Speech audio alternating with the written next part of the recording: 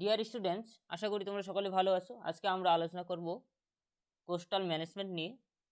আগের ভিডিওতে আমরা আলোচনা করেছি অলরেডি দ্বিতীয় ইউনিট যেটা হলো environmental impact and management of mining oil exploration short manufacturing land reclamation and tourism.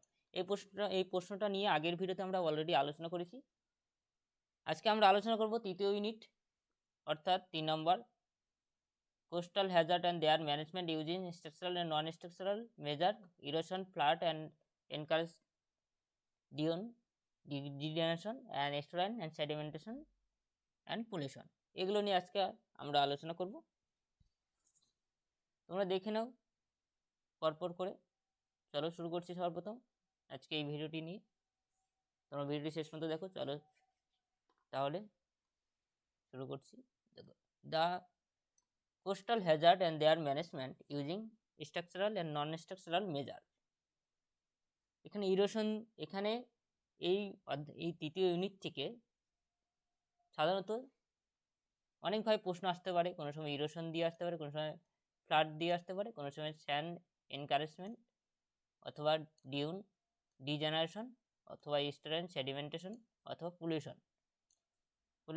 এইগুলো দিয়ে যে অনেক রকম প্রশ্ন আসতে পারে। তোমরা যেটাই আসবে করো, এখানে প্রত্যেকটা প্রশ্নের অ্যান্সার দেওয়া আছে। তোমরা শেষ পর্যন্ত দেখো ভিডিওটি। চলো সবার প্রথম ইরোশন দিয়ে কীভাবে প্রশ্ন এসেছে। সবার প্রথম এগুলো আলোচনা করার আগে, এই কটাই হলো মেন প্রশ্ন। এগুলো আলোচনা করার আগে তোমাদের সবার প্রথম জানা উচিত একটু ভূমিকার মধ্যে একটু সাধারণ কনসেপ্ট তোমাদের তুলে ধরা দরকার, যাতে তোমরা একটু নোটটা যাতে একটু কোয়ালিটি একটু ভালো হয়। সেই জন্য তোমরা শেষ পর্যন্ত দেখো। দেখো এখানে ভূমিকার মধ্যে তোমরা কিছু আলোচনা করবে।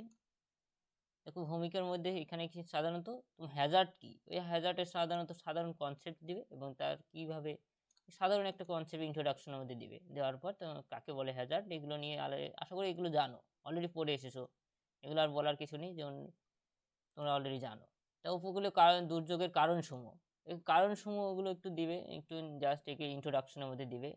কি কি হয় দুর্যোগটা কি সাধারণত সেটাই একটু বলবে, তারপরে কি ক্ষতি হচ্ছে এই সাধারণ শর্টকাটে লেখার পর ডাইরেক্ট প্রশ্নতে চলে যাবে, যেটা মেন প্রশ্ন, মেন কনসেপ্টে চলে যাবে। মেন কনসেপ্টটা কি সেটা সর্বপ্রথম জানা দরকার। তোমরা দেখে নাও, এটা 1 নম্বর প্রশ্ন। Coastal hazard their management using structural non structural measure. Erosion অর্থাৎ ইরোশন উপকূলে ক্ষয় কিভাবে হয়, সেই ক্ষয়গুলি আমরা এখানে ডিটেলসে দেওয়া আছে। যেমন ক্ষয় এখানে বিভিন্নভাবে হয়ে থাকে, কি কি উপাদান দ্বারা ক্ষয় হয়, যেমন সমুদ্র তরঙ্গ, সমুদ্র স্রোত, জোয়ার ভাটা, বায়ুপ্রবাহ, হিমবাহ, ঝড় প্রভৃতি উপাদান দ্বারা কিন্তু উপকূলীয় ভাগ ক্ষয় হয়। সেগুলো এখানে ডিটেলসে আলোচনা করা আছে। তার ফলে কি ক্ষতি হচ্ছে, তার ক্ষয়ের কি কি কারণে ক্ষয় হচ্ছে এবং ক্ষয়ের ফলে কি ক্ষতি হচ্ছে, তার ফলে এই ক্ষয়কে আমরা কিভাবে নিয়ন্ত্রণ করব, সেগুলো এখানে দেওয়া আছে। এখানে ক্ষয় প্রক্রিয়া অলরেডি তোমরা জানো, ক্ষয় প্রক্রিয়া কিভাবে ক্ষয় হচ্ছে এগুলো তোমরা অলরেডি পড়ে এসেছো। এরকম যেমন জল দ্বারা কিভাবে ক্ষয় করে, ঘর্ষণজনিত ক্ষয়, এগুলো তোমরা অলরেডি জানো, এগুলো আর বলার কিছু নেই।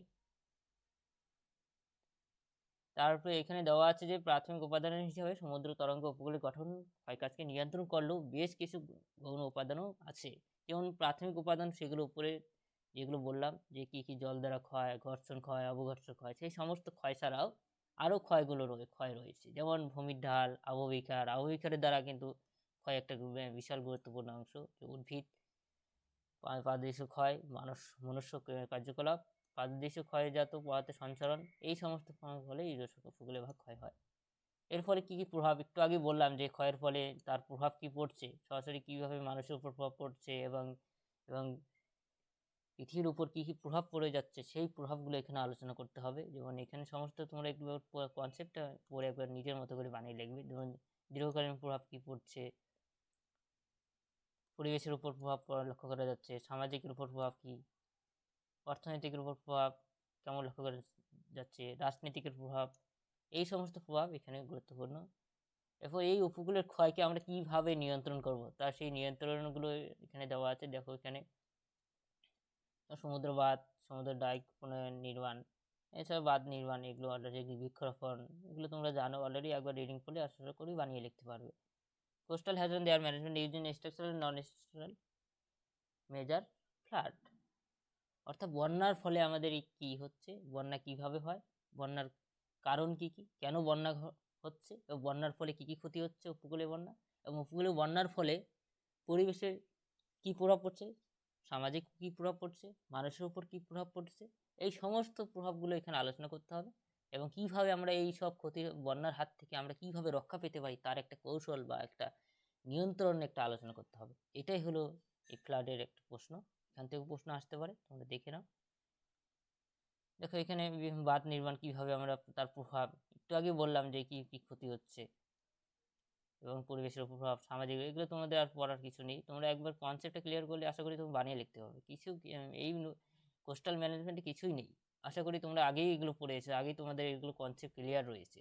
এমনকি এর ফলে কি কি আমার ব্যবস্থা, আমাদের কি কি আমরা কি কি নিয়ে সঠিক পদক্ষেপ নিতে পারি, সেগুলো আমরা অলরেডি এখান থেকে শুরু হয়েছে, তোমরা দেখে নাও। যেমন নিয়ন্ত্রণ উপায় এখান থেকে, এখানে দেওয়া আছে, তোমরা এগুলো পয়েন্ট করে লিখবে, কারণ এখানে পয়েন্ট করে দেওয়া নেই, তোমরা একদম এক এক করে নোট দেখে পয়েন্ট পয়েন্ট করে ব্যাখ্যা করবে।